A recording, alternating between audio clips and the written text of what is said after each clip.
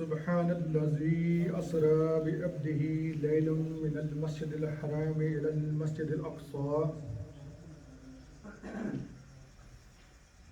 الذي باركنا حوله لنريه من آياتنا إنه هو السميع البصير. صدق اللہ مولانا العظیم. سامعین عزیز کار، اللہ تعالیٰ کا لاکھ لاکھ شکر ہے کہ جس نے ہمیں آقا علیہ الصلوۃ والسلام کی غلامی نصیب فرمائی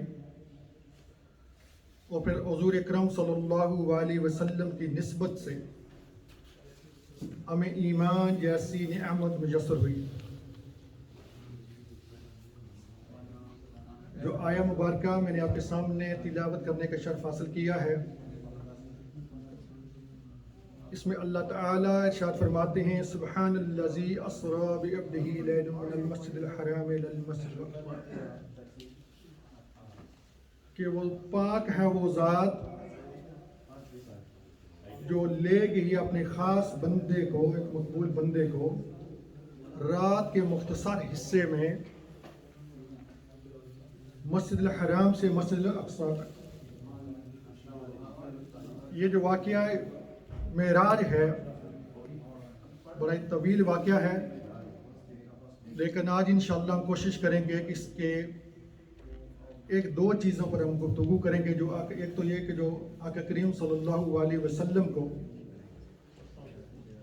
معراج کی رات اپنے بندوں کے لیے اللہ تعالیٰ نے تحفہ دیا، اور آقا کریم صلی اللہ علیہ وسلم کو معراج کی رات بہت ساری جگہوں کا مشاہدہ کرایا گیا. آقا کریم صلی اللہ علیہ وسلم فرماتے ہیں کہ ایک جگہ سے جب گزر ہوا تو ایک ایسی قوم کے پاس سے گزر ہوا کہ جن کے سر کچلے جا رہے تھے. تو آقا کریم صلی اللہ علیہ وسلم نے جبرائیل امین سے پوچھا کہ جبرائیل یہ کون لوگ ہیں؟ آپ نے فرمایا یا رسول اللہ، یہ وہ لوگ ہیں جو نماز نہیں پڑھتے تھے، یہ وہ لوگ ہیں جو نماز میں سستی کرتے تھے، یہ وہ لوگ ہیں جب نماز کا وقت آتا تھا تو اپنے بزنس میں یہ بزی ہوتے تھے، اپنے دنیاوی کاموں میں یہ بزی ہوتے تھے اور نماز کو اتنی اہمیت نہیں دیتے تھے. تو آج ان کے سر کچلے جا رہے ہیں. دوستان مکرم، نماز ایک ایسی چیز ہے کہ جو مومن اور کافر میں فرق کرتی ہے. یعنی مومن کبھی نماز چھوڑ نہیں سکتا اور کافر کبھی نماز پڑھ نہیں سکتا. اور نماز کو مومن کی معراج کہا گیا. ارشاد ہوا الصلاۃ معراج المؤمنین، کہ نماز مومن کی معراج ہے. اور اس مقام پر ایک بڑا ہی پیارا شعر جو علامہ اقبال رحمۃ اللہ نے فرماتے ہیں کہ تیری معراج کہ تو لوح قلم تک پہنچا، اور یا رسول اللہ میری معراج کہ تیری معراج کہ تو لوح قلم تک پہنچا، اور میری معراج کہ میں تیرے قدم تک پہنچا. معراج کا مہینہ ہے اور یہ نماز کا تحفہ اسی مہینے میں ہمیں عطا کیا گیا. لیکن آج جب کسی آدمی کو، کسی بندے کو یہ کہا جائے کہ نماز پڑھا کریں تو ہمارا سب سے پہلا جو ایکسکیوز ہوتا ہے یہی ہوتا ہے کہ ہمارے کپڑے ناپاک ہیں. بزرگ فرماتے ہیں کہ بندے تو نے اللہ کے حضور جھکنا نہیں سیکھا. اگر تو اللہ کے حضور جھکنا سیکھ جاتا تو اللہ تیرے کپڑے بھی پاک کرتے تھے اور تیرے دل کو بھی پاک کر دیتا. اور دوسرا ہمارا جو ایکسکیوز ہوتا ہے وہ یہ ہوتا ہے کہ میں اگلے ہفتے سے شروع کروں گا، میں رمضان شریف میں نماز شروع کروں گا. لیکن جو بندہ یہ کہہ رہا ہے کہ میں نیکسٹ ہفتے سے شروع کروں گا، میں ہفتے والے دن سے شروع کروں گا، اسے یہ بھی نہیں پتا کہ جو آنے والا لمحہ ہے وہ زندہ بھی ہوگا کہ نہیں ہوگا.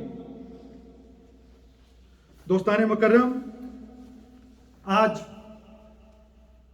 وہ انسان انتہائی بدبخت ہے کہ جب مسجد سے آواز آئے ای علی الصلاۃ، وہ 5 وقت یہ آواز سنے کہ بندہ مومن آ جا نماز کی طرف، لیکن وہ اس چیز کو اہمیت نہ دے، اس چیز پر غور نہ کرے کہ اس کو بلاوا کہاں سے آ رہا ہے؟ اسے اللہ تعالیٰ کی طرف سے بلاوا آ رہا ہے کہ بندے آ جا نماز کی طرف۔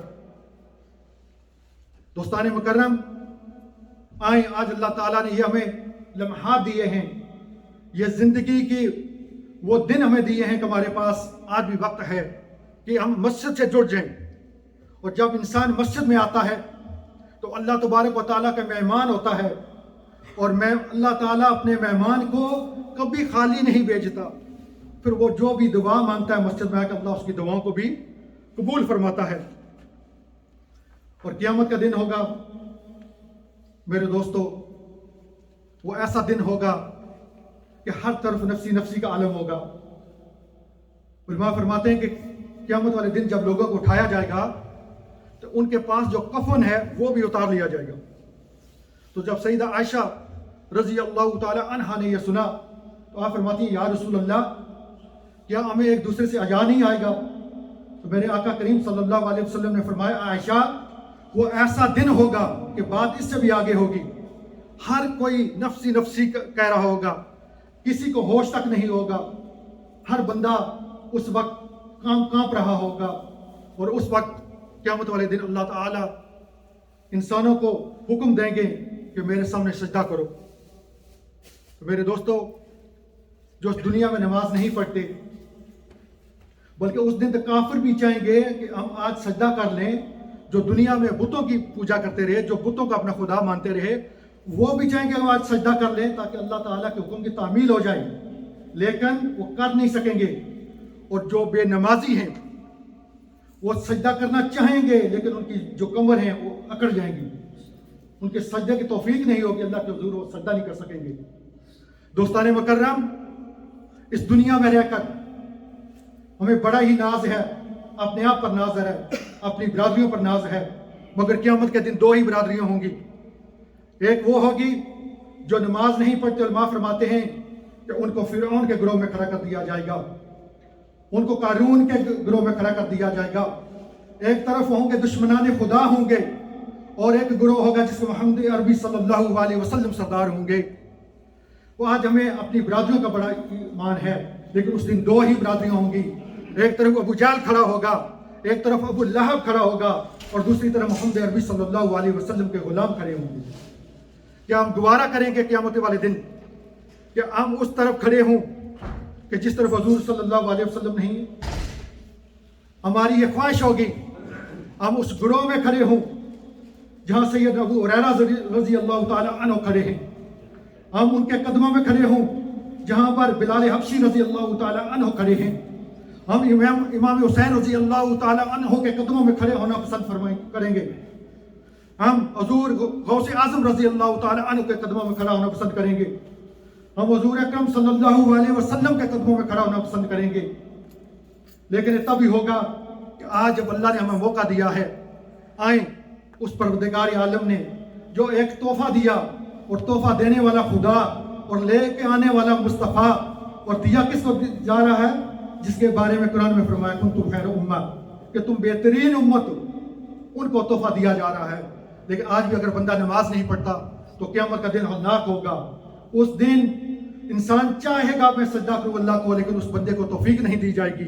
تو دوستان مکرم، ہم یہ کبھی بھی گوارا نہیں کریں گے کہ قیامت والے دن ایسا موقع آئے، ایسا وقت آئے کہ ہم اس گروہ میں کھڑے ہیں جو دشمنان خدا ہیں، تو ہمارا کیا حال ہوگا؟ اس دن سب سے پہلا جو سوال ہی کیا جائے گا قیامت کے دن، وہ نماز کے بارے میں کیا جائے گا۔ آئیں، آج ہمارے پاس وقت بھی ہے، اللہ نے ہمیں زندگی بھی دی ہے، صحت بھی دی ہے، ہر چیز دی ہے، لیکن کل یہی سب کچھ ہوگا لیکن ہمیں توفیق نہیں ہوگی قیامت والے دن۔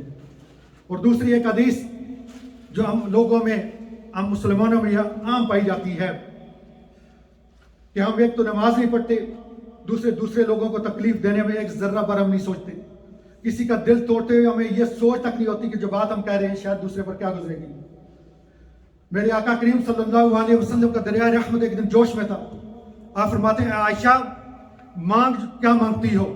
تو سیدہ عائشہ رضی اللہ تعالیٰ نے فرمایا یا رسول اللہ، اگر مجھے اجازت دیں تو میں اپنے بابا جان سے مشورہ کر دوں، قربان جاؤں۔ آپ کو اجازت مل جاتی ہے، آپ سید ابو بکر رضی اللہ تعالیٰ عنہ کی بارگاہ میں جاتی ہیں، فرماتی ہیں ابا جان آقا کریم صلی اللہ علیہ وسلم کا دریا رحمت جوش مار رہا تھا، تو آپ نے فرمایا اے عائشہ مانگ کیا مانگتی ہے؟ تو ابا جان مجھے نہیں پتا کہ میں کیا مانگوں. تو قربان جو میرے اس یار غار پر انہوں نے پوچھا بھی تو کیا مانگا؟ علم مانگا. فرمایا بیٹا ایسے کریں، آقا کریم صلی اللہ علیہ وسلم سے عرض کریں کہ آقا معراج کی رات جو راز و نیاز کی باتیں اللہ تعالیٰ سے آپ کی ہوئی ان میں سے ایک بات بتا دیں. سبحان اللہ. جب عائشہ صدیقہ رضی اللہ تعالیٰ عنہا واپس تشریف لاتی ہیں آقا کریم صلی اللہ علیہ وسلم کی بارگاہ میں، تو فرماتی ہیں یا رسول اللہ جو معراج کی رات آپ کی اللہ تعالیٰ سے راز و نیاز کی باتیں ہوئی ہیں ان میں سے ایک بات بتا دیں. تو میرے آقا قربان جو آقا کریم صلی اللہ علیہ وسلم پر آپ مسکرا پڑے. ایک تو یہ بات ہو سکتی تھی کہ یار غار میں مشورہ دیا تھا کیا دیا، تو آپ چونکہ وعدہ بھی کیا ہوا تھا، تو دوسرا یہ تھا جو راز و نیاز کی باتیں ہوتی ہیں وہ راز کی ہوتی ہیں، لیکن سیدہ عائشہ سے وعدہ کیا تھا مانگ عائشہ جو مانگتی ہیں عطا کروں گا. فرمایا عائشہ میرے اللہ نے مجھ سے وعدہ کیا ہے کہ جو بندہ کسی بندے کا دل جوڑے گا، جو بندہ کسی بندے کا ٹوٹے ہوئے دل کو جوڑے گا تو میں خدا اس پر جنت واجب کر دوں، اس کو جنت میں داخل کر دوں. سیدہ عائشہ صدیقہ رضی اللہ تعالی عنہا خوش ہوئیں اور سیدھی دربار ابو بکر صدیق رضی اللہ تعالیٰ عنہ تشریف لے جاتی ہیں. فرماتی ہیں ابا جان آقا کریم صلی اللہ علیہ وسلم نے بڑی پیاری بات بتائی ہے. یہ بتائی ہے کہ جو بندہ ٹوٹے ہوئے دل کو جوڑے گا تو میں اس کے لیے جنت واجب کر دوں گا. تو جب سید ابو بکر صدیق رضی اللہ تعالیٰ عنہ نے یہ بات سنی آپ رونے لگ پڑے. سیدہ عائشہ جب دیکھتی ہیں کہ میرے آقا صلی اللہ علیہ وسلم نے کتنی پیاری بات بتائی ہے اور میرے ابا جان نے رونا شروع کر دیا. فرمایا ابا جان میں نے تو آپ کو خوشی کی بات سنائی ہے. فرماتے ہیں بیٹا اگر کسی کا دل جوڑنے سے آدمی پر جنت واجب ہو جاتی ہے تو اس کی دوسری تصویر کا دوسرا رخ بھی ہے کہ کسی کا دل توڑنے سے دوزخ بھی واجب ہو. اور نہ جانے ہم کتنے لوگوں کے دل صبح شام توڑتے ہیں، اور ہم جب تک یہ بات اور عموماً ہم یہ بات کہتے ہیں کہ میں نے اس کو چنگا ٹھوکا جواب دیا. اس کا معنی کیا ہے کہ میں نے اچھے طریقے سے اس کا دل توڑا ہے.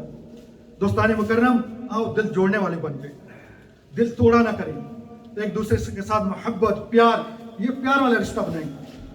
تو بندہ بات کرے یہ پتہ چلے محمد عربی صلی اللہ علیہ وسلم کا امتی بات کر رہا ہے، آقا کریم صلی اللہ علیہ وسلم کا ماننے والا یہ بات کر رہا ہے، یہ مسلمان ہے یہ جو بات کر رہا ہے. اور اگر آپ کسی کا دل توڑ بھی دیتے ہیں تو آپ کو کیا کرنا ہے. تو آئیں ان چیزوں سے ایک تو یہ ہے جو پہلا تحفہ میں دیا گیا معراج کی رات نماز کا. آج ہمارے پاس وقت ہے، نماز آج سے وعدہ کریں، پختہ ارادہ کر لیں کہ جو جی چاہے ہو جائے، ہماری جان چلی جائے نماز کو نہیں چھوڑیں گے. کہ قیامت کے دن بڑا سخت دن ہوگا، اس دن سب سے زیادہ جس چیز کے حوالے سے پوچھا جائے گا وہ نماز ہوگی. اور اگر آج ہم نماز نہیں پڑھتے تو ہمارے لیے بہت مشکل ہوگی. اللہ کے حضور دعا گو ہوں جو ہم نے سنایا اس پر عمل کرنے کی توفیق عطا فرمائے. وما علینا الا البلاغ المبین. جن بھائیوں نے سنتے نہیں ادا کی